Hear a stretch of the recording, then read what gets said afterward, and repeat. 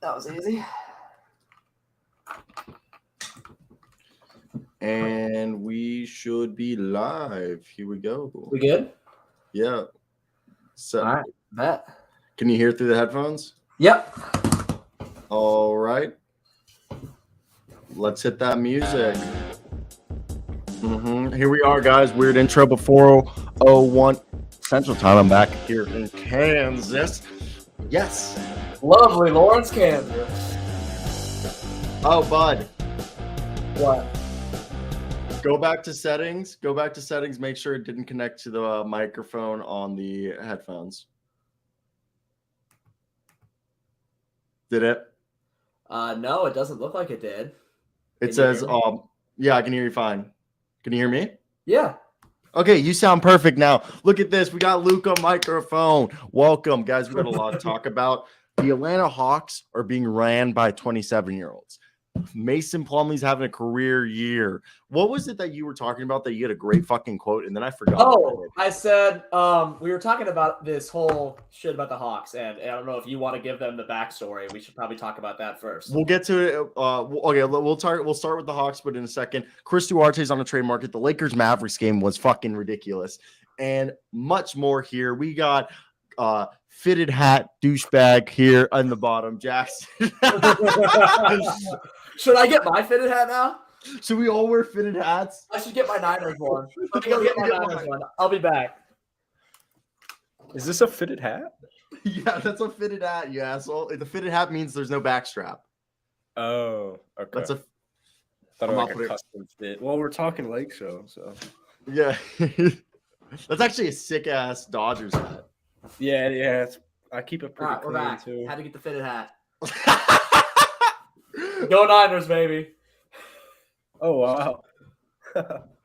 Okay, this. Also, we'll talk Ricky Rubio, but let's get right into this Hawks. The Hawks. Yeah, this fucking team. Okay, wild. Say what you were saying here, because basically the backstory right here that I'll give you guys is that what's going on is an article from Sam Amek called Inside the Shifting Power. It's basically, okay, let me just read into this article because I feel like if we read into it, it'll like explain things a bit better. Maybe. But Sam Amek writes that this team, the fucking Hawks, are in the midst, okay? In the midst of a new power structure, specifically with the fact that since Travis Schlecht was moved into an advisory role, which he has now been let go and he's free to go, this is what's happened. Assistant general manager who was promoted from pro personal scout to assistant general manager this offseason, now is the head of basketball operations. Landry Fields is 34 years old, former NBA player. He previously worked for the Spurs and was the Austin Spurs general manager. That's why I have the whole Ime Udoka. Then there's Nick Ressler, Tony Ressler, who's the son, Tony Ressler's the owner of the Hawks. He's 27 years old. And he's had an increased influence on the roster and staffing decisions during his time as the director of business and basketball operations, which started in 2020 of December. And Ryan Silverstein, who's also 27 years old, is best friends with Nick Ressler. And if you look at his LinkedIn page, he started as a front office assistant in 2017 and is now the team's coordinator of salary cap strategy and administration. And then there's Grant Liffman, who's a 35-year-old former sports journalist who spent 6 years covering the Golden State Warriors as a media member for NBC Sports Bay and was hired as a pro personal scout in June and is very close friends with Landry Fields. As well as there is a couple new guys, Kyle Korver, who now went from player affairs and development to being assistant general manager. They have vice president of basketball strategy and analytics, Dwight Lutz, and senior director of player personnel, Doton Ekinwell. And the reason why I mentioned all these guys is these guys were all in Los Angeles, like when the Hawks went on that West Coast trip to go meet Tony Ressler. And it's just kind of weird because what came out was Travis Schlecht. Part of the reason why he left is he was against the trade for Kevin Huerter and against the trade for DeJounte Murray. He felt as if, this is the quote, Okay, right here. Nick Ressler's influence became a growing issue internally in the recent months, specifically in relation to Trae Young and everything to do with Tony Ressler's choice to overhaul the staff. The DeJounte Murray trade with San Antonio was the beginning of the end, a source says, as it went down despite Travis Schleck's expressing his concerns about the price being paid. 3 first-round picks, a first-round pick swap, and Danilo Gallinari.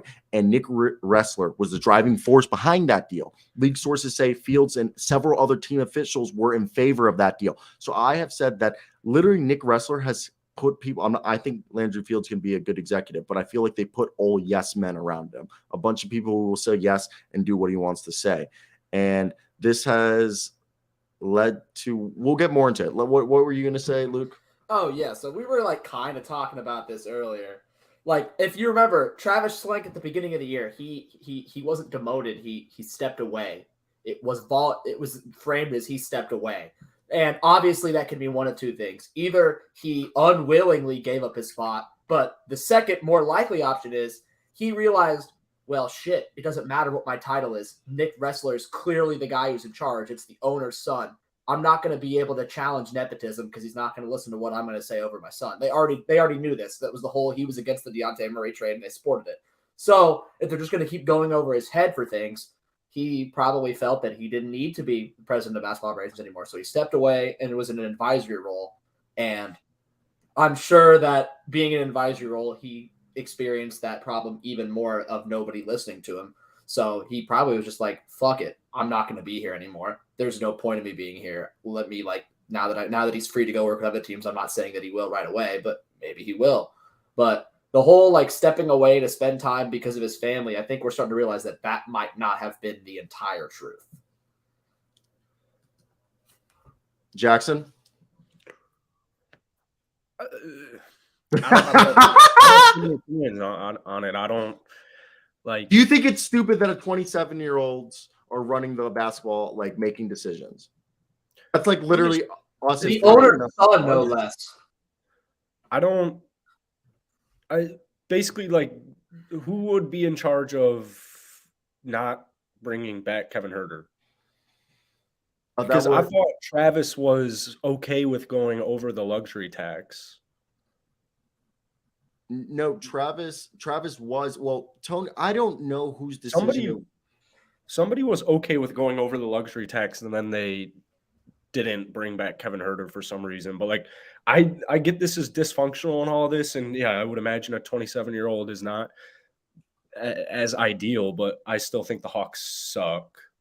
I don't think that any of this going on has anything to do with the way these guys are playing.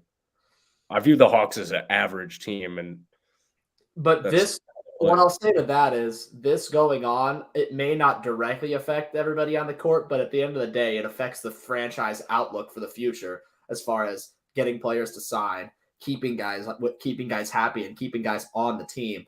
So you're right. The Hawks are screwed. I mean, Nate McMillan and Trae Young, their focus this offseason was to improve their communication. I've ranted about this so many times. It's just top to bottom. There's nothing right. So I'm not surprised with any of the stuff that internally there's issues within the Atlanta Hawks because I don't think they're a great. I don't know. It's just not surprising. Okay. So let me get further into this article. So in terms of the ownership front office dynamics that already been dealing with that to the point, and there was no coming back from it, the Nate McMillan messiness that we chronicled earlier in December played a part in this final decision regarding Schlecht. And going forward, league sources say Tony Ressler may add a more experienced front office executive to, address the reality of this current regime's inexperience. But the thing is after what we have to understand is the Hawks have been one of the more active teams in the NBA in regards to the trade market. And there shouldn't be a surprise to anyone considering the lofty expectations, both externally and internally. They clearly need and want to get better quickly. And after all the years of John Collins trade rumors, executives who have spoken to the Hawks about acquiring who's sitting on the world's loudest chair. Okay,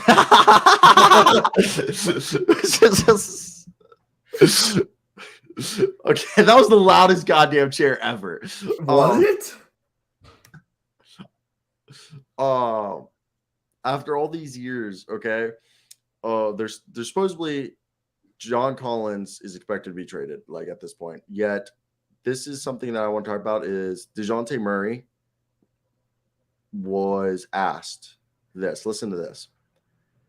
DeJounte Murray now finds himself navigating an environment that is wholly different from the only other NBA spot he's ever known. He spent 6 seasons with the San Antonio Spurs, organization that is known for its lack of drama. As he admitted, the transition from there to here has been challenging. Quote, I mean, there's a lot going on that's non-basketball. Then with basketball, you got guys and trade rumors. It's obviously more than he paused to deliberate his message before continuing. I wouldn't say more than what I expected, but more than where I came from in San Antonio, where everything was just not as loud, Murray continued.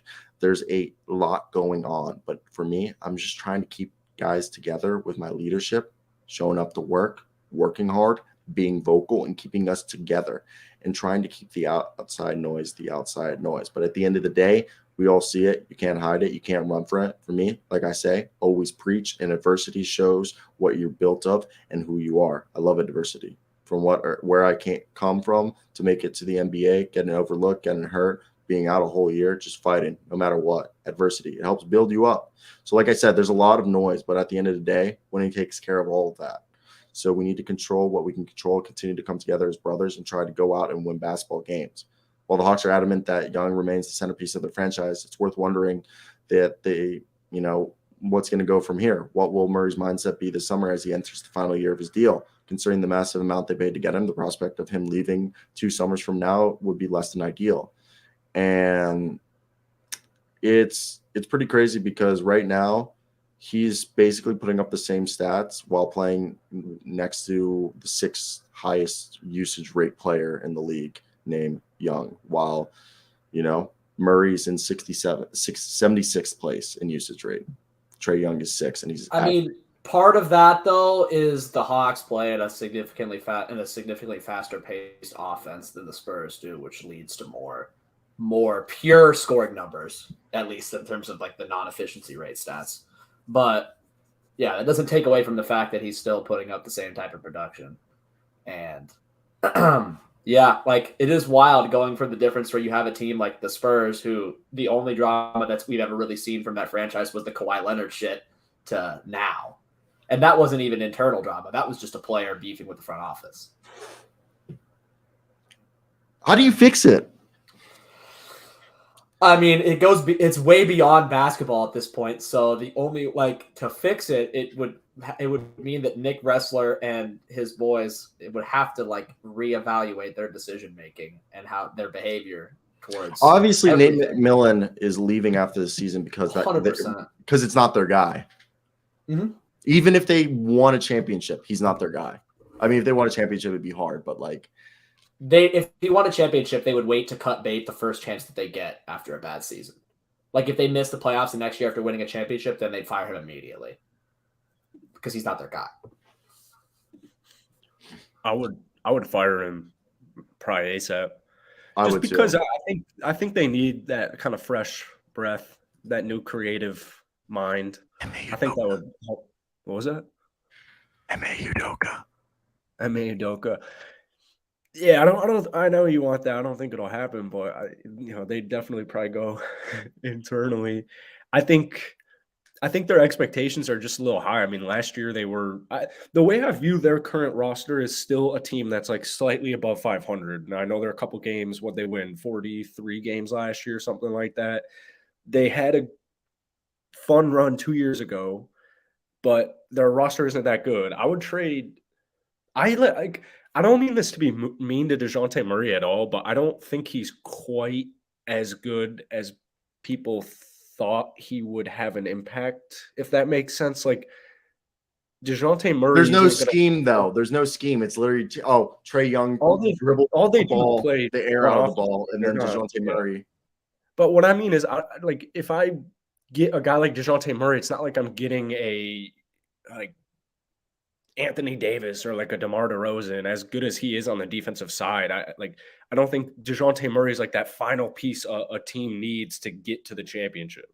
I guess is what I'm saying. Like, I'll trade Capella, I'll trade Collins, I'll trade Hunter, I'll trade a lot of these players because DeJounte's on one of the best deals in basketball, and you have him for a year and a half left. And by then, Trey will want out too. They got to fix this immediately. I mean, yeah, they don't have time to sit around and wait for development because they're not there anymore. If they don't, if they sit around and try to wait for development and try to wait for like internal improvement of their squad, they will not go anywhere, and Trae Young will want out when his contract expires. I'm just scared that I mean, right now, Kuzma, they're not traded. They've told Dave, we'll talk about that in a second. Kuzma's not being traded. It's been announced. We say that every day, though. People say tons of different things.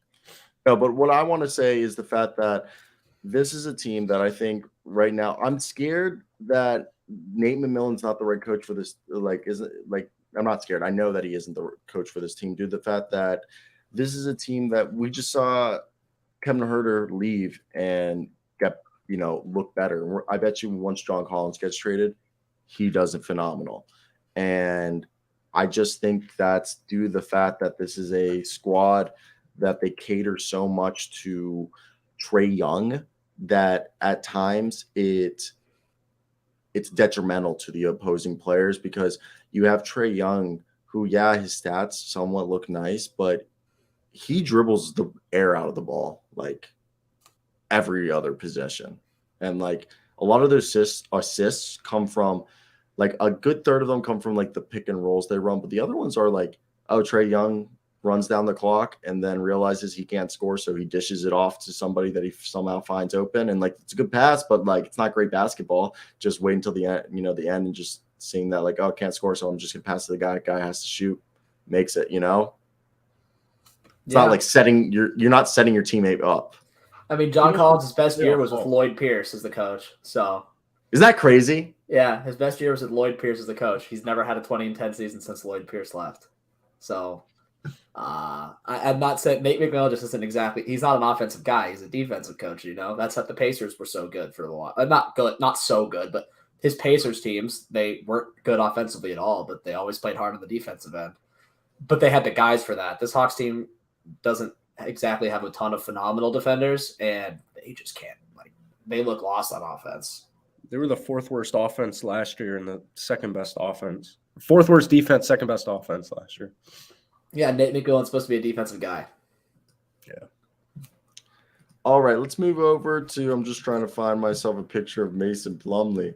It's like a lot harder than one would think to find a good picture of Mason Plumlee.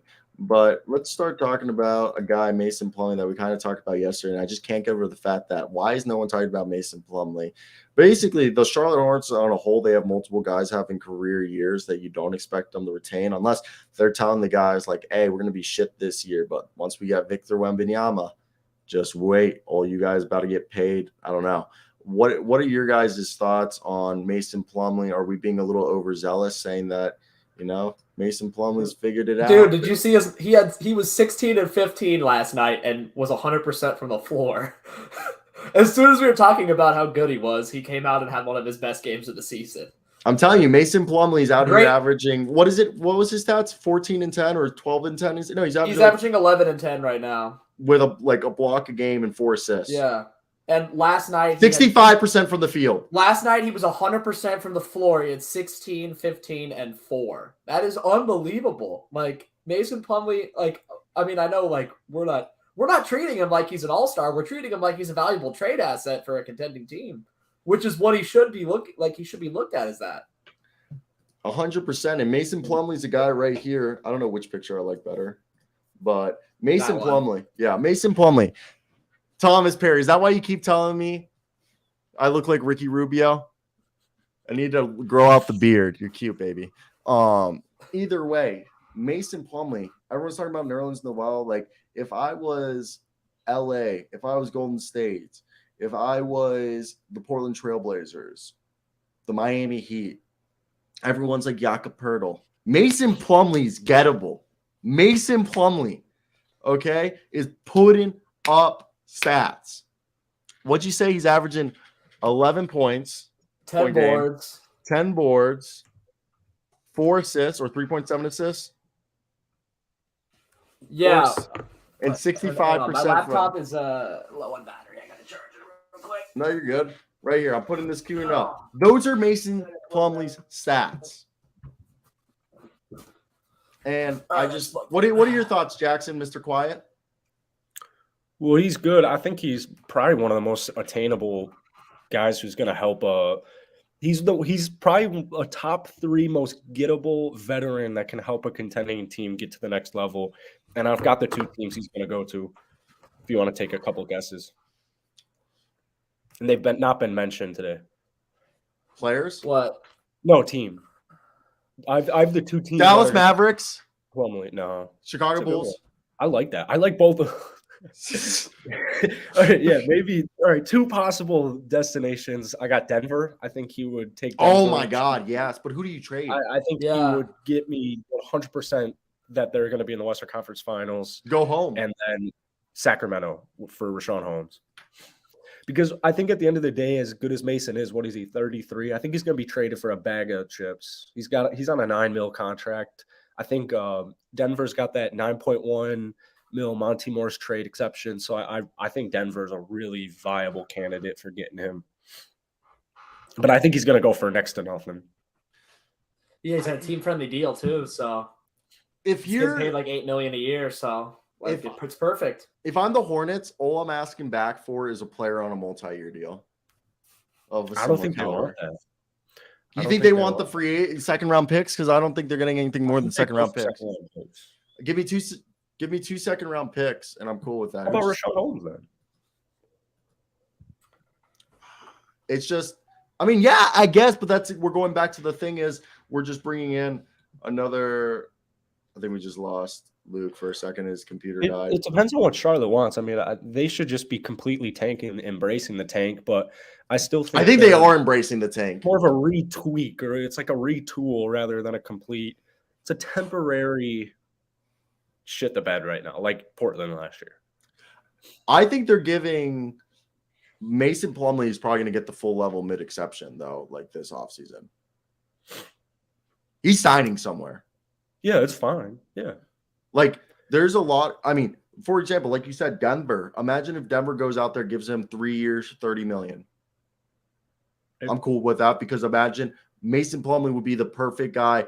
Give Jokic a break. You bring in, Plumlee, Gordon, Michael Porter Jr. They can all play together, and that can be like absolutely beautiful. All right, yeah. My laptop said it was plugged in, and it just died. So give me a second. I'm trying to figure that out. My man went on his phone, but I said Mason Plumlee, if he doesn't get traded this season, he's going to get the full mid-level exception from a team this year. I could see a team giving him 3 year, $30 million. Same deal that PJ Tucker got. Yeah. To be like, that's an affordable deal. He's an average starting center, like an above average starting center, and he's an elite backup center. And I think when you look at Mason Plumlee, you're getting a full package. Yeah, I really think the Golden State Warriors. Why are okay right now? Trade for him. If you're the Hornets and the Golden State Warriors said, "We'll trade you James Wiseman," I want Luke to hear this. Luke, if you're the Golden State Warriors, and you call up the Hornets and you say, "If you give us a next year's, not this coming year's, but the following year's first-round pick, unprotected, and Mason Plumlee, we'll send you James Wiseman." You're the Charlotte Hornets. I'm the Golden State Warriors. I call you up.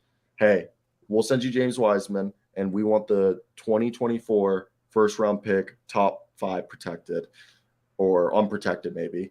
And you send us. I don't think they would do an unprotected pick. Okay, top 5 protected, and Mason Plumlee for James Wiseman. Do you do that deal?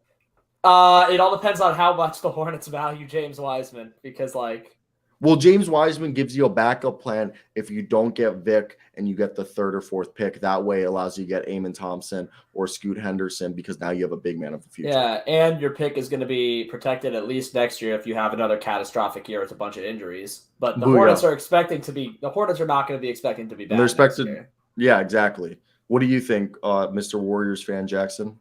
I don't think teams trade. I don't think teams I love how he changes the hat for this. I don't think teams like are going all in for Vic. So I don't think Charlotte's going lose just for Vic. I think that's a really stupid way to run a basketball team. But yeah, Wiseman. I don't know what Wiseman actually offers me if I'm Charlotte, because I need to win relatively quickly. But maybe they do view him as all that good. So I don't know. It's not a trade I'm all that interested in. Oh, dude, we could also do this. This looks stupid. Yeah, this looks ridiculous. Mason Plumlee is the center of the show. I know. Yeah. All right. So let's move on to another topic that we were going to talk about, and that was the Lakers-Mavericks game of last night. Did you watch that at all, Jackson? Yeah. Fuck you. Did you watch it at all? Yeah, me and Luke watched it together. We actually all watching the Cavaliers. So confused. Like, fuck you. Yeah. Damie. Yes. Damie on my fantasy team. Woo. Man, LeBron just could not shoot at all last night. He really couldn't. He still had like 16 boards and like 10 assists or whatever. Was like passing the ball great, phenomenally, but my God, he couldn't shoot for shit. Russell Westbrook was carrying the scoring load for them last night. They almost won. Dude, had a 30-point triple-double, and the Lakers still almost won. So the one thing that pissed me off about this game was they did not run anything through LeBron in the final overtime period, which is the reason they lost that game. They said, I don't know what Darvin Ham was doing, or unless Russell Westbrook like literally told them, guess what? We're going to run this through me and Schroeder. Okay, LeBron, you're playing off ball. Okay, the only thing you're getting is putbacks. Yeah, they were scoring on all assisted LeBron buckets. LeBron was passing for his teammates and I know. the entire fourth quarter. I'm talking overtime, you yeah, asshole. exactly. I'm agreeing with you, idiot. Okay, fuck you. Yeah, they fucking stopped doing that, and LeBron didn't get the ball as much, and the offense looked terrible. Even when LeBron's not scoring, he should still be running the offense. The physicality in this game was how I want basketball to be played, but I do want officiating. Yes, there were some calls that like they'd call no one was touched, but then someone get fucking decked, and they'd be like, play on. You're just like, let's just have really questionable. Inconsistent. Troy Brown got fouled, so yeah, should have won. Troy Brown. He got fouled. Yeah, so he did. He did. That's like what I'm saying is like. Also, the funny thing was the last foul. I don't know who fouled the Mavericks player, and then he looked at the refs waiting for him to call. The ref like literally nodded him off, and it was like, "No, dude, there's 5 seconds left in this game. This is over." So he's just like nodded the Lakers. Yeah, like the guy like wrapped him up to intentionally foul, and there was 5 seconds left, and they're down by 6, and he like looked at the ref like this, and the ref just went like this, and then the game ended, and he's just like, dude, yeah, basically, yeah, he was just like, bro, double over, you ain't coming back. But the game is over. I thought I told Luke was there. I told Luke that when it happened. We just laughed so hard. He's just like game over. I have a visual representation. What do I take from this game? Here's this is what Darvin Ham drew up on that last defensive play in regulation. What are you doing letting Luka Doncic? First off, why is Dennis Schroeder on him? And secondly, you're up 3 points. Luka Doncic cannot make free throws. He's not a good free throw shooter. Why am I playing one-on-one for the first time in the fourth quarter? I'm playing one-on-one on Luka Doncic. That threw me off. He hates it. He hates being the solo. Yeah, so Luka, you know what I'm saying? The last 3 of the game in regulation where Luka was held scoreless pretty much the entire fourth quarter up until the last minute. Why was the Lakers are up 3 points? Why are you not fouling Luka? Why are you letting him take a 3? Foul him. Let him make the free throws. Christian Wood, though. He's already shown he can intentionally. That's not. I don't care about Christian Wood. The Lakers should have won this basketball game. Darvin Ham lost them the basketball game. I mean, how are you? Why is Dennis Schroeder? Dennis Schroeder's on Luka, and they're not following him. I don't know. I just thought the problem. First off, I think the problem at the end of this game was, I know LeBron played 47 minutes, but LeBron was feasting inside. I felt like he should have been driving more. Instead of, dude, there was what, 3, Luke, correct me if I'm wrong, 3 possessions in a row to end the game where LeBron just chucked Ben Mowry, my other roommate. Yeah, LeBron was just taking bad threes. Like he didn't hit a 3 all night. Like It's not falling, man. Ben called it a row. He's like, LeBron's just going to keep taking deep threes. And he did it 3 times in a row. And you were just like, missed all of them. I was like, LeBron, if you had done 2 possessions back to back, full pace drive down, you're going to get fouled or you're going to pass it to an open man. That's what's going to happen. That was It was happening all night. Like LeBron still put up like 20-something points because he kept getting inside and getting fouled. He had he had a decent amount of free throw attempts, and he was doing a great job of creating for his teammates. But you get rid of all of that when you pull up for a contested 3, which isn't his strong suit to begin with. Not like he can't make them, but still. Like the game winner, to be fair, the game winner was like halfway down and rolled out, so you can't really fault him for that. But like still, they just, oh my God, that game just like it devolved. The quality of basketball just went to shit in the second half of the fourth quarter and overtime. Like, well, the Lakers came game back. though. We watched different games because I don't know what you guys are talking about. The Los Angeles Lakers in like the first quarter were down 19 points. They clawed their way back the entire rest of the game. Yeah, the Mavs sold. The Mavs were playing like Luka shit. Doncic in the fourth quarter was a piece of dog shit, and people are saying, "Oh, he was getting double teamed and triple teamed." Name one iconic player that's not going to get double teamed. Yeah, he played like shit in the fourth. He couldn't hit anything. He couldn't hit anything. And this Lakers Like team clawed their way back. Kendrick Nunn's making threes. Russell Westbrook's making threes with less than 3 minutes to play. LeBron James is finding Wenyen Gabriel with impressive passes with 2 minutes left in the game to tie it. The Lakers clawed their way back, and they should have won. And they should have fouled Luka, and Troy Brown Jr. got fouled, and he should have been on the free throw line, and all he had to do was make 1 of 3. And by the way, Dallas has plenty of help. I don't know how this is still a debate. Dallas has so much help. He has so much help. Spencer Dinwiddie and Christian Wood were the reason that they won that game in overtime. I mean, fuck. Spencer Dinwiddie had like back-to-back huge dunks, and Christian Wood had a couple amazing blocks at the end of the fourth quarter in overtime. Like, that's the reason the Mavericks won this game. Christian Wood just got himself a 4-year, $72 million extension. He won them the game. He won Dallas the game. He blocked LeBron at the end on that layup at the end of the game there. Full on, he just got himself a contract extension from that performance. Yeah, because he won them the game. Yeah, like the Mavs have plenty of help. Come on now. I just think this was a game that it kind of just showed that the Lakers really are 1 or 2 pieces away from being a decent team. Like, imagine if you had a Josh Richardson that. Imagine if Anthony Davis was playing in last night's game. They win. Yeah, they didn't even have AD. That's pretty crazy. Darvin Ham's going to need to step up if they want a shot at winning. I found it funny that this, like, look, do you think like with games like this, LeBron just goes up to the front office and he's like, y'all making that trade yet? They should have won the game. They had plenty of talent. I mean, I don't know if this is a game where you do that because like they like Jackson said, they had their opportunities to win even without Anthony Davis and with the team that they have right now. They still very well should have won the game. Because of this guy right here. This fucker. LeBron? Literally fouled Darvin Ham on him. It's not rocket science. You know what Darvin Ham said after the game? He said on the last shot, the last possession, it was the huddle was chaotic. No shit. Why would it not be chaotic? You need to tell your players what they're about to do. That is, I mean, you do have a point there. To do that, you need to set the tone. Not the first-year head coach is supposed to make it not be chaotic. Everyone's all crazy. Everyone's saying, "Oh, I'm going to do this. I'm going to do that. I'm going to do that." No, you tell them what to do. You tell them what's about to happen. Disappointed. I am.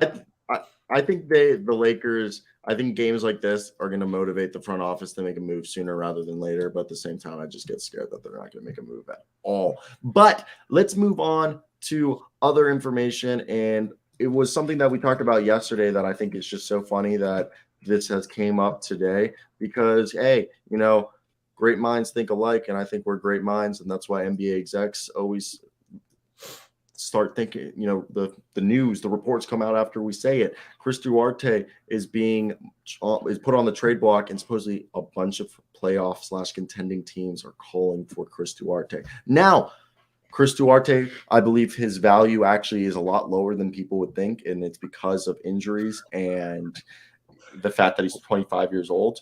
But His I shot think has not been falling this year. What's he shooting right now? What are his averages? like at league average. Three. Like no, they're not league average. Is it that bad? At one point, he was shooting 33. He's like 20. He's like 26% from three or some shit. But like there's the belief everyone's seen him. He's a 40. Yeah. A protected first round pick. Would you take Kendrick Nunn? Protected first round pick. Kendrick Nunn, a protected first round pick if you're the Lakers. Lottery protected first round pick. 32% from the field. Okay, and I'm just saying, if you're a team like Miami or listen to this, the Pacers need $15 million to get. I'll send you a protected first round pick and Will Barton. You can keep Will Barton or buy him out, and you guys get above the threshold. A second round pick. First round. Oh. From the Wizards. Send Duarte there. Or the Nets. Nets could send, let's think of someone real quickly that they'd be finding expendable. Because this is only $3.9 million, Chris Duarte. Is that cheap salary, yeah. It's such a cheap salary. So if you're like the Nets and you're like, okay, how about Cam Thomas and a bunch of picks down the road, like second round picks? Like, I'll give you 3 second-round picks in Cam Thomas. Cam Thomas was a first-round pick. You get him for 2 more years, same draft class as there, and he kind of fits what you need. And you get a bunch of second-round picks in exchange because Cam Thomas was a recent first-round pick. I'm the Brooklyn Nets. I don't have any interest in Chris. What do you mean? Cam Thomas for Chris Duarte? I would rather have Chris Duarte. The best team in the Eastern Conference. I know, but like they're not playing Cam Thomas. He's not in their timeline. Yeah, but that like. Is Chris Duarte really going to help them that much more than Cam Thomas is right now? Okay, if you're the Knicks, I'll send you a couple second-round picks in Cam Reddish. That makes a little bit more sense. Chris Duarte would help the Knicks more than Cam Reddish will right now. Then another one is if I'm the Portland Trailblazers. Justin Winslow just got hurt. Maybe I package Drew Eubanks and a pick. But then you'd have to find a new backup center. But like the idea is maybe Trendon Watford. I just think bringing in another wing out there. I just think there's a lot of teams that it's a very easy trade. Send them a lottery protected first round pick, or like 4 second-round picks and a young player. But I think you get away with it just doing straight up a protected first round pick for Chris Duarte. He's a guy who can play 15 to 20 minutes a night. Milwaukee Bucks should be picking up the phone right now and offering Grayson Allen and some second-round picks. I don't think they're interested in that trade. I think you guys are looking at his season right now. The only thing holding him back is injuries. When you throw around a bunch of second-round picks, like when you're talking about throwing young players and like 4 second-round picks, like for a young player that might be better than Chris Duarte is right now, like it's about Cam Thomas, like that's just too much of a trade. I don't think the Nets would do that, but it all depends on the right team. I think the Knicks Cam Reddish trade is an interesting one because the Knicks could actually be helped out by him, especially more than Cam's given them. But like the Bucks, I don't know. And the Nets definitely have no need for him. Last one. Miami Heat. Trying to think of someone at the bottom of the roster that they could trade, but they play like fucking everybody. So it's like really hard. Okay. And Tyler Hero's still not playing. So Dwayne Dedmon and a protected first round pick. And then why does Indiana want to do these trades? What I got from this Chris Duarte rumor is not that because they have a log jam at the wing position. They have too many wings. Now this could change if they trade Buddy Hield, but supposedly they want to keep Buddy Hield and Miles Turner. But if they can't keep them, they're doing that. I think they're just open to the idea of trading him. I don't think Dwayne Dedmon is gonna get them to make that trade. What do you think, Luke?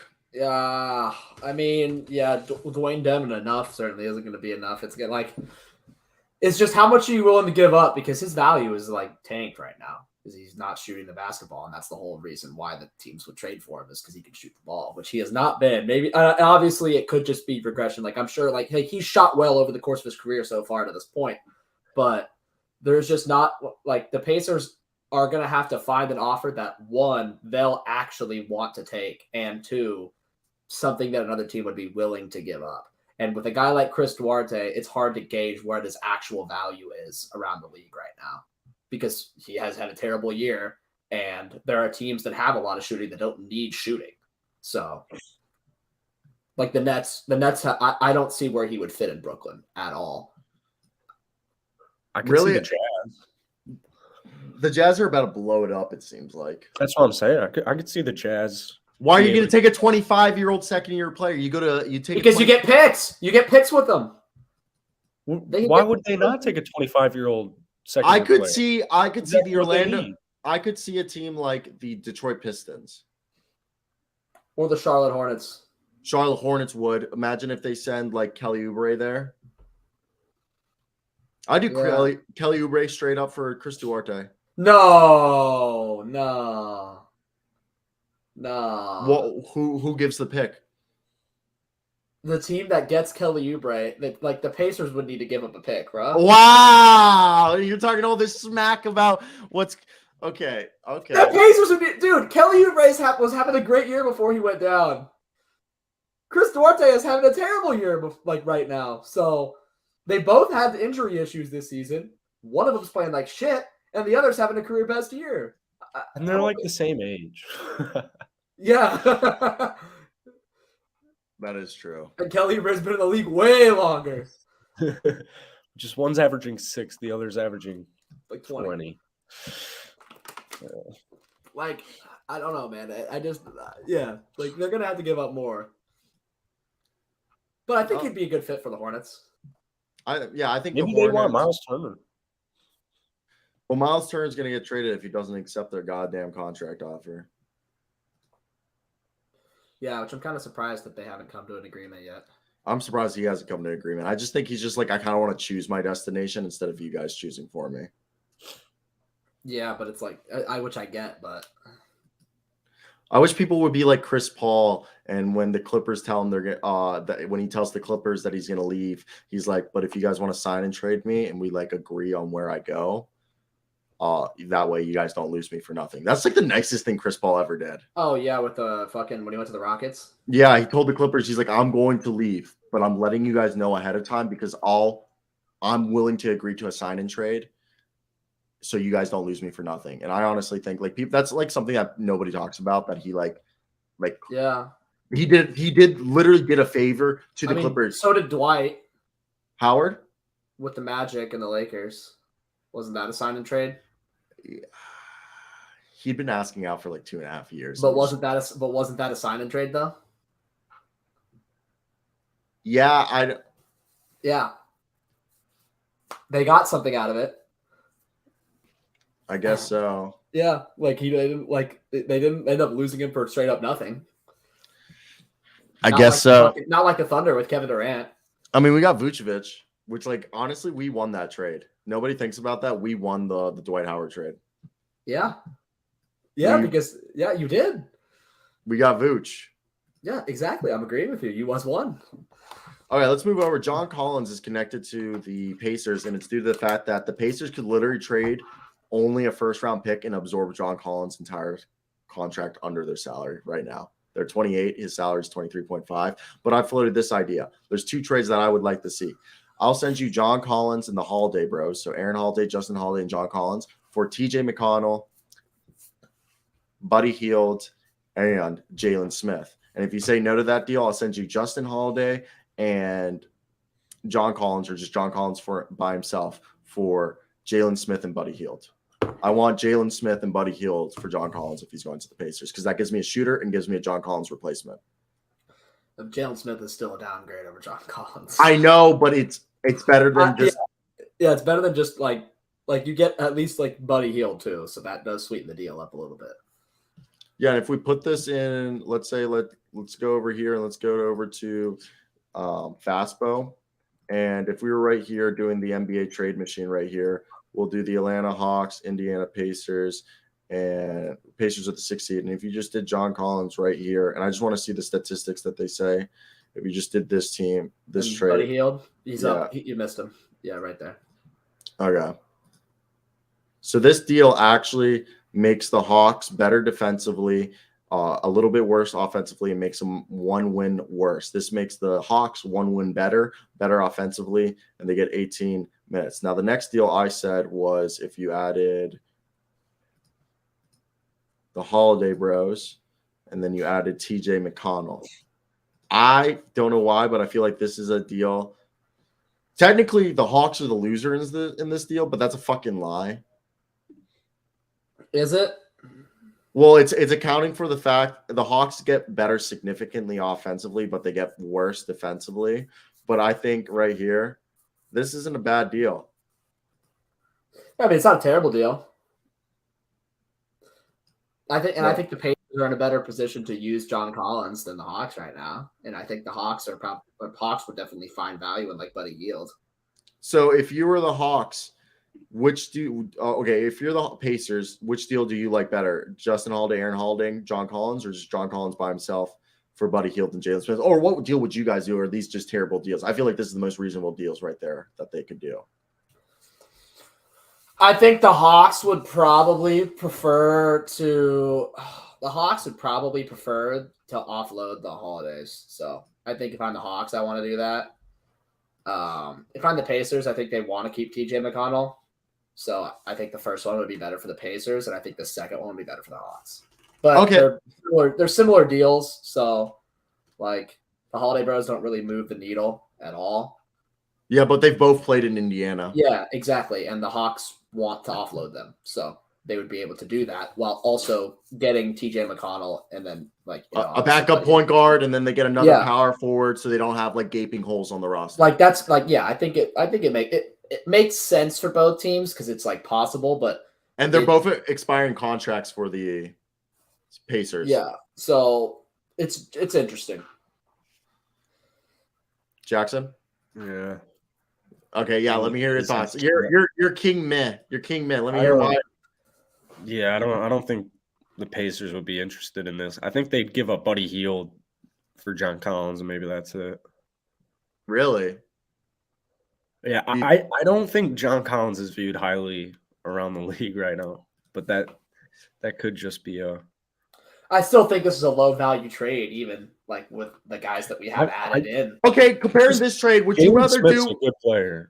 If you get Jalen, which is better, Jalen Smith, Buddy Hield, and TJ McConnell for Justin Holiday, John Collins, and Aaron Holiday, or John Collins for Malik Beasley and Jared Vanderbilt? Oh. Yeah, I fucked you. I fucked your head. What's better? Oh my god. I would definitely do the Pacers trade. I don't know, man, dude. I'm a really big Jared Vanderbilt. That offensive rebounding, plus that now he's having like averaging 3 or 4 assists a game and shooting threes. Like I don't know. This is 3 players here. I mean, if you throw in Kelly Olynyk, this is a 3-for-1 trade right here. Basically, the Holidays do nothing for anybody. Let's look at this Jazz trade before we. Olynyk is interesting. I was about to do if the Pacers, not Pacers, if the Jazz said, hey, if you the Holidays were just there for expiring contracts, so the Pacers can free up cap space in the summer. That's all they'd be for. And so they hit that $15 million minimum. Yeah. Now if we do this right here, I'll be nice. I think can they trade their 2028? I think maybe. Let's just say they can. And wait. They cannot trade that pick. So this deal actually works out for both parties.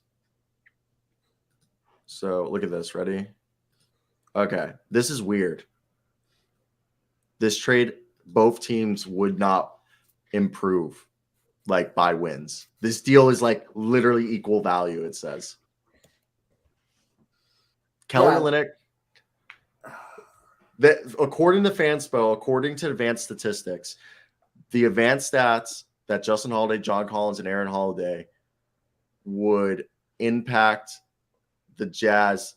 There would be like they would actually get better defensively while the Hawks would get better offensively. I like this deal better than the Pacers deal because everyone's under contract for multiple years. That was the same in the other one too.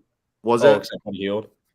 Yeah, Buddy Hield wasn't expiring. This one, you got Malik for another season. You got Kelly Olynyk for it's not just a rental. Yeah, I mean, at least they're getting multiple valuable guys for John Collins, but I don't see why the Jazz would do this trade, especially if the Jazz are a team that might consider blowing it up. I see no reason for the Jazz to do this trade. So you think the Pacers is more realistic? Yeah, because I don't know why the Jazz would do this. Like, why would they give up? Yeah, but like they're trying to they're considering, if they're going to consider blowing it up, they would never do this. And if they think they're going to like John Collins at the Jazz is an interesting fit because, like, I guess maybe he fits next to Lowry. It'll be interesting to see how that works out. But I don't know why they would do this. It doesn't make sense for the Jazz. Yeah, I mean, it's just they'd rather have the guys that they are giving up than just basically getting a 1-for-3 trade with John Collins because they're not going to use the holidays. Yeah, Pacers deal is more realistic, at least in my view. Jackson, which one's more realistic for you? I don't think either are realistic. I don't think either. But I could see this happening. I know they view Malik and Jared highly, but I would imagine Danny Ainge also views John Collins pretty highly. Yeah, I just think that John Collins is viewed highly around the league, and you guys are just freaking haters. I'm a pro John Collins guy. I've been on the John Collins train with you for the last like 2 weeks. Yeah, this is a pro John Collins show. Whatever. Jackson's It's a pro John Collins and anti-Suns show. It's all right. Let's move on to other news that we've seen in the NBA, and this is, I don't know. Do you guys should we do a Jay Crowder update? A little piece came out from Chris B. Haynes. I mean, there's not really much to talk about. He just said he was hurt by being forced out of Phoenix, which, yeah, I would be too. But like Ben Simmons saying that he needs to get buckets. Obviously, he was balling last night in the first. Yeah. Okay, let's talk. He's on something. Some of those passes they're crisp, man. I mean, they didn't end up winning the game, but Yeah. Jaylen Brown's out for 2 weeks. That fucking sucks. All right, let's actually do that. Let's talk Ben Simmons just because it's kind of entertaining hearing you guys talk about that. And Ben Simmons right here, he says, I need to get to the rim more and just score more. And Ben Simmons was a guy that we talked about the other day that I said, literally just take 10 field goals a game and I'm happy. If you can just shoot 10 field goals a game, I'm cool with it. Like, I'm like very much cool with it. Just 10 field goals. Give me 10 field goals, maybe get to the line once or twice, But besides that, I'm not going to be too angry. So with this recent article that came out, they were saying the fact that Ben Simmons said this in an interview, and they played and lost their first game since Durant suffered the sprain.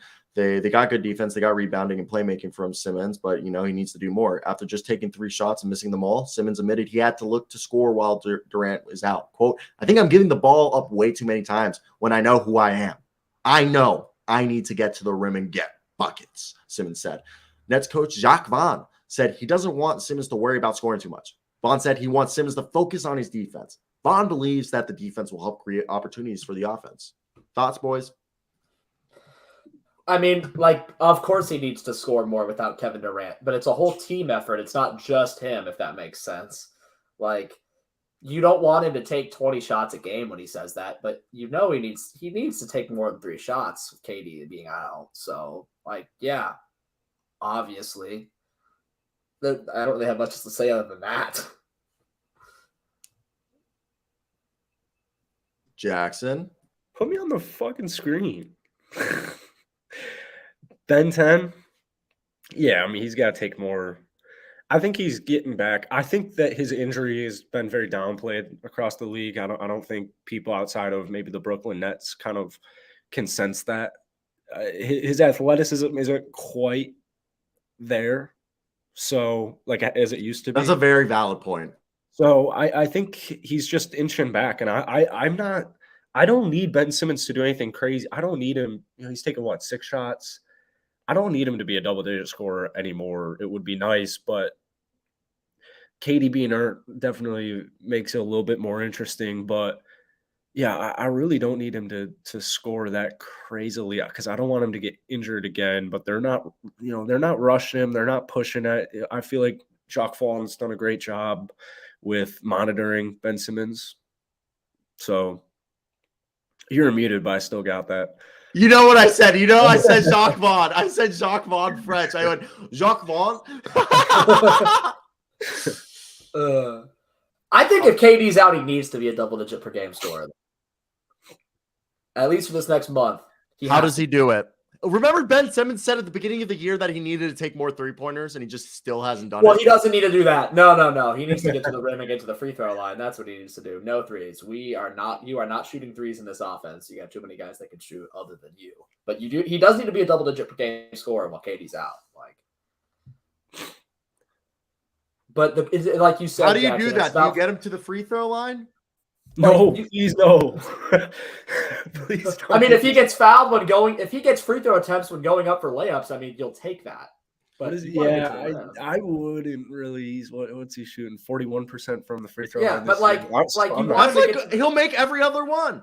Yeah, at the end of the day, not quite. At the end of the day, that's 8 points if he goes 10 times. 20 times. If he can get 6 to 8 free throw attempts a game, he gets 3 to 4 extra points that way. That should make him to be a double-digit scorer, which is what he needs to be without Kevin Durant. I know that we're not asking him to score 25 a night because we don't want that at all because he can't. Yeah. But I think he's getting those legs back under him, and I think he'll ramp it up soon for you because he was doing that not too long ago, putting up 10 a game. Yeah, and I think or taking 10 shots a game, putting up 8 shots a game. What was his numbers between his 2 seasons with the 76ers? He was a double-digit plus scorer every season that he was in Philly. No, like field goal attempts, you assholes. Oh, double-digit, 10 to 12. 10 to 12. Yeah, it was probably. I would assume so. Let me look. Yeah, so he took about 12. He took 10 to 12 shots, averaged about 15 to 16 points. I mean, yeah, but that's what they need him to do.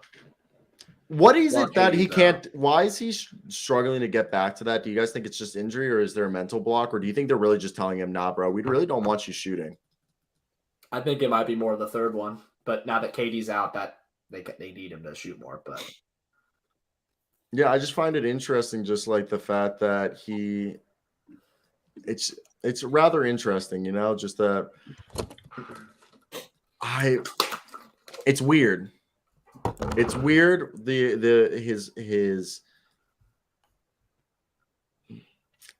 He could score always, but it's like all he's left is layups. There's nothing else. There used to be a little bit more spin moves, a little bit more floaters. Yeah. He tried a couple last night. He had a soft touch on the floater back in the day, a few years ago. Or in the transition dunks when he would just yam over someone. Yeah, we'll get back to. I think he's still doing his thing on defense more consistently now than the start of the season, and it is translating to offense. But I think he's finding those outlet passes. There was that one before the second half where that one-handed bounce pass. Yeah, it was just so sexy. Where in reality, I mean, he probably could have put his shoulder down and gotten fouled or made a layup because it was 3-on-1, but. Yeah, I think you just can't unteach the giving up the ball thing because I think it's just second nature for him to just give up the ball. He's a facilitator. It's fun to monitor. I think Luke's onto something unless TJ Warren became a 25-point per game scorer which he looked like maybe there's a chance last night, but that Will Barton. Yeah. I know I joke always saying that Will Barton's going to go to Minnesota or Denver. But do you think Will Barton's best fit right now for him to get, production and to have success would be to go to the Nets if they could get him if he gets bought out, or Jay Crowder if they get bought out, and if Kevin Durant's still out by February 9th? Would you guys think those are 2 players that they should get acquired, or are you guys going to be assholes like you did with Chris Duarte and say that? Nope. Will Barton would be better. Will Barton would be better served on another team like the Nuggets or the Timberwolves, like you said. And Jay Crowder would not help this team really at all. I don't know why they would go after him. It doesn't make sense. No. You're a fucking hater. Brooklyn Nets need a backup center. That's it. That's all they need. They don't need Will Barton and Jay Crowder, man. Teams could now. Will Barton has value around the league, just not with the Nets. Wow. You guys just gangbang me like a Mandingo party, okay? And this is just absurd. But with that being said, is there any moves you can see that could help improve the Nets roster, or you guys think this roster is good how it is? Mason Plumlee would improve the roster. Plumlee. Yeah. Were you about to say that, Jackson? A backup center, yeah, backup center. Mason Plumlee, backup center. Yeah. Who do you trade for Mason Plumlee, though? A bag of chips and a second-round pick. That's all you need to do. You got to make the salaries match. Whose salary?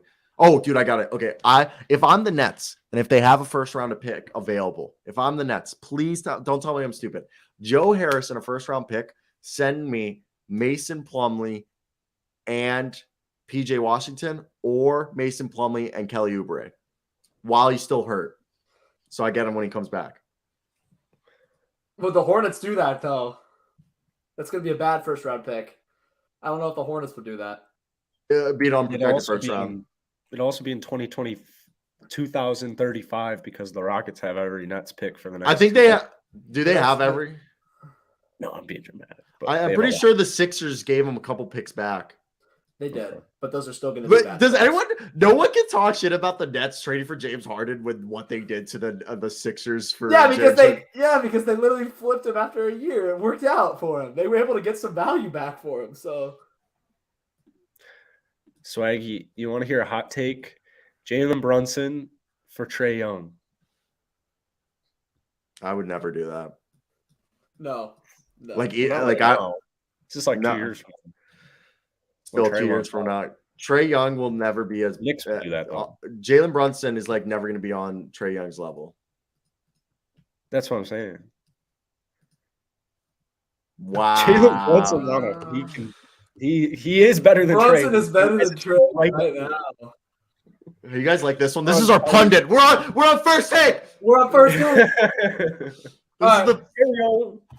Jalen Brunson is better than Trae Young right now. Carry the hell on. Carry the hell on. This is Nick Wright. Nick Wright will have. Let me grab a gold chain. Fuck, where's my gold chain? You don't have it with you. I don't have the. I don't know, man. Wait. All right. I'm Nick Wright. Ready? He always has a gold chain, and then he sits there with his mouth open. I've never noticed. Well, everyone talks. He's like, gold chain on. Gold chain. He's there, and then he talks. He's like, and that is why LeBron is the greatest player of all time. That's literally. Guys, this episode went by really quick. Yeah, we're already an hour. Might be time to do some Pirtle. I'm about to say that it is time to play a favorite game that we always play on this show. And it's so nice having Luke having a decent microphone so he doesn't sound like a crack addict. Yeah, I don't sound like an old man who doesn't know how to use technology. Exactly. Now, let's play that game that we all like to play. Bulls blowing it up. I can't wait. I'm watching the Bulls game with my buddies today. I wait to take down the measly Thunder. The measly Thunder? Oh, wait. We didn't talk about the Thunder. We didn't talk about the Thunder. Oh, well, the Thunder. All we need to say about the Thunder is that they're good now. So all we need to say about the Thunder are they're measly. Is that they're good. They're measly. They're measly. They have an MVP. They have an MVP, and they're good. That's all we need to say about them.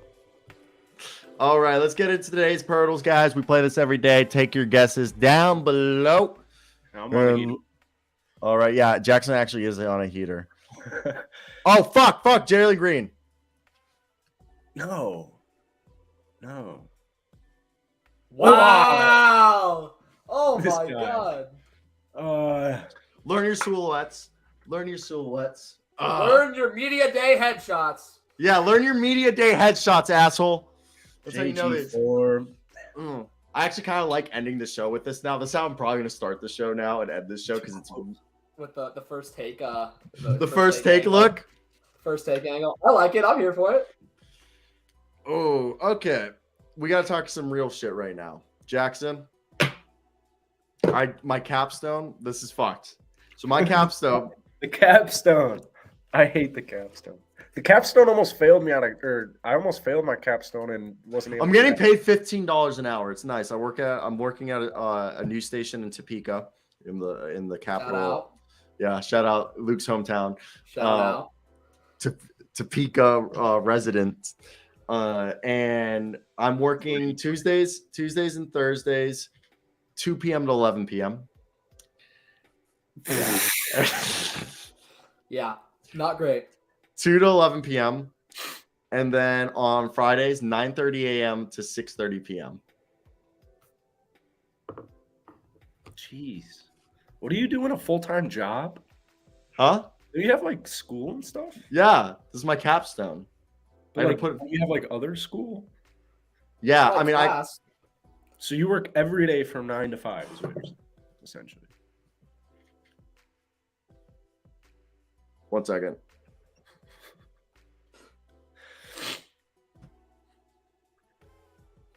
My dad texted me. So I'm just doing journalism stuff, and I got to put in 80 hours to graduate. 80 or 40? I'm pretty sure it's 80. It's probably 80. Because like 40 is too doable. I could do that in a month. You can do that in a week. Yeah. So I think it's 80 hours you got to put in. And I mean, I can eventually get the hours changed, but that's just how it's starting. Like, So are you saying are we about to is the show shutting down or are we changing time? we're changing times. The show's Yeah. never. I've been waiting for a time change for like since it started. So You hate this time? yeah. Okay. Well, We have two options. One, we become a midnight show. Oh my god. That would be 1 a.m. for you. I'm chilling with that 100%. Yeah. I don't know. Chill about it. 1 That'd be, a.m. I mean, I Yeah, could make it neighbors. work. huh? What? I got So- neighbors. True. Okay, so 1 a.m. yeah, 1 a.m. your time, midnight our time, because it's a 40-minute drive to the station from my place. So I get off at 11. I'll be home by. That's it. I'm pulling up my class schedule right now just so I have like an example. So yeah, like The other during the week, I am pretty much booked up until like 4, except for on Fridays.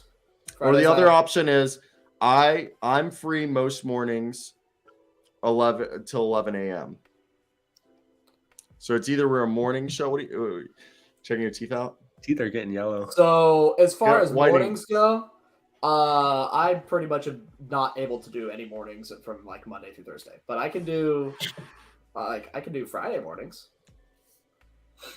So what should we do here? Also, don't build your time around what I'm doing. Yeah, Build we're your time- building it Yeah, because I know you'll come on as much as you can. yeah. What do you think, Jackson? What time would you want to do? You want to do a morning show? You know, I loved those 9 a.m.ers, but We could do the 9 a.m.ers. It'd be 9 a.m. your time, 8 a.m. my time. man, these are getting yellow. Just get whitening strips, you asshole. I'm Take pretty- like, They're upstairs. I don't know. I don't really have a opinion. I hate doing the 4 o'clock, 5 o'clock in Florida because it's like the whole. I hate strong, right? no, I hated it when I was in Maryland. I fucking hated it. It's just like Just the you gotta work. kind of like Plan your day. You have to like live your Yeah. day in 2 parts. Okay. So we're an 8 a.m. show now. Central time. Central, Go 9 with p.m. whatever. 9 p.m. Eastern. I think that's better than doing it at 1 a.m. Eastern Standard. I mean, Time. Luke, if you wake up for your first class is at 9 a.m., right? Yes. You could technically come on. I mean, maybe I wouldn't be regular. It would not be a regular occurrence. I'm gonna get you on a sleep schedule where you wake up at 7:30. Yeah, but then I do it from 8 to 9, and then it's like a 20-minute walk to class, and then No, you do it from 8 to 8:40, and then you leave for the lot. You leave early. I'd probably have to take morning. I'd probably have to leave at like 8:30, but yeah, I can. Yeah, make it that's work. fine. Yeah, we Yeah, can I'll do it. make it work occasionally. Okay, work. Morning. Fridays I don't have class till 10:30, so All right, so we're gonna do morning show 9 a.m. Central Time, 9 a.m. Eastern Time, 8 a.m. Central Time, starting Monday. starting All right. Monday. All All right, right. yeah, sounds good. All right, that's fine. That's fine. That's good, Thomas. That'll be like 10 a.m. your time because you're in Nova Scotia. And all right, that's what we'll do. And you know what? That'll be good because while I'm in class or something, I can also help edit clips and stuff. It'll work out better because you know what? I honestly love the 8 a.m. shows. Me and Jackson have talked about this. When we first started doing 5 p.m., we talked about how much we missed the 8 a.m. because we did the first week at 5 p.m. my time, 6 p.m. his time, and it was terrible. That's way too late. That's way too late. It was terrible. Yeah. And then we switched it 1 hour back, and we still didn't like it. And the whole time we did always reference, we're like, damn, dude, those 8 a.m.s were great because you'd wake up, basketball. Yeah. Well, and your days just kind of. Yeah, you could do everything else for the rest of the day. And the best part is we would drink our coffee while we would do it. Well, yes, so we get energized. We would get energized. Okay, so we're a morning show. We're going back to the morning show now. We're going back to the morning news, boys. Yeah. That's where we had our best numbers. We did have our best numbers in the morning. So, as you guys heard, we'll be back here Monday. 9 a.m. 8 a.m. Eastern our time. 8 a.m. our time. Luke will be like Pat McAfee on Fridays when he'd have college game day. He's going to be a part-time. Yeah, I'm going to be like the Pat McAfee of the show starting next week. Yeah, he'll come in for the first half. We'll talk all our heavy hitters, and then me and fucking Jackson will fucking close out the show. Yeah. So my lease is ending in 3 months, and I need to let them know where I'm if I'm coming back in 29 days. So just let that marinate for you. So so if I find out if I'm moving to Florida, I really want to have a studio. Like so I want to go somewhere to work every day. I hate working from home. No, I got you. So okay. You need 29 days. So you need an answer basically first week of February. If I'm moving. Well, it'd be ideal. I was probably gonna just throw my stuff in a thing and go Airbnb it across the country. So, because that's in 1 month from now, or that's in April, and that's gay as fuck that they don't let you wait 30 days before you move out. But I get 2 months. 2 months before, I know. It's like crazy. They should let you do it like 30 days before. Have 30 days before you move out. Like it's not like they need to list it that soon. I know. Okay, yeah, I'll let you know by February because I should be hearing back from every school except Miami at that point. I also could. Oh, you know what? Should I early action Miami? Early decision, then you mean? Yeah. Yeah, it means if they accept you, you have to go there, and if they deny you, you don't have to go there. Yeah, that's what I'm saying. But the thing is, I've said this whole time, if I get accepted, what happens if you break that? Can they sue you? I don't know. You just pay X amount of money or whatever. I don't know how it works exactly. I mean, I didn't apply that with anywhere that I was going, so I might early action Miami that way. That way you'll know early. Yeah. Okay. That's it, guys. Hope you guys did enjoy. Be a friend and tell a friend. We'll be back Monday with a new time. Monday, new time, 9 a.m. Eastern time. Life is about to get crazy. Also, soon enough, you'll be able to see me on TV. Oh, nice. Yeah. Mr. Big Local News guy. SVP, dude. All right, boys. About to go have dinner with the fam. Take it easy. Take care, boys.